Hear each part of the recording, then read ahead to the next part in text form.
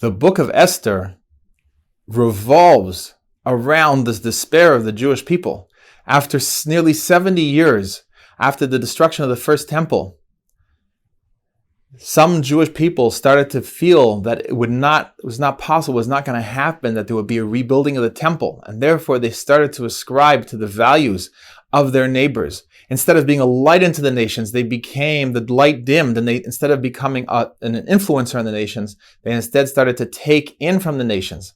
But in particularly, they took in the despair, and they began, as the despair increased, they thought that the only thing they could do was to go and participate in the King Ahasuerus's festive celebration of the expiration of what was calculated incorrectly, but they thought was the 70 years, the expiration of the 70-year promise to rebuild the temple.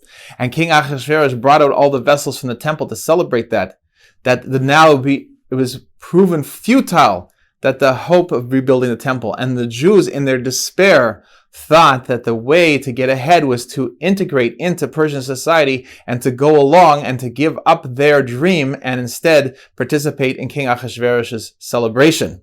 And therefore we see the power of despair. The power of despair is so great that a person can even give up the most things that he most believes in. What is most precious to him, he's willing to give up, God forbid, out of despair. And that's why we must not despair. We must not despair, because even if everything around us reflects a negative, what we perceive momentarily as a negative reality, we have to realize that that's only our perception, that in reality, the history and the world is heading in the good, positive direction.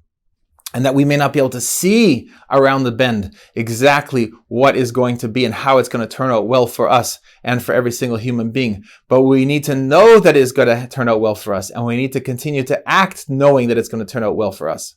And that is the antidote to the attempts to cause us to despair and to become despondent and to demoralize us.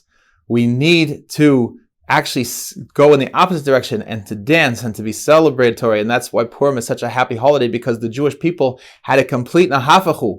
They switched around from a state of despair to a state of joy. They turned around from a state of being despondent and passive and just kind of watching things deteriorate to actually being positive influencers and positive energy into Persian society, and started to change the direction of Persia as a whole.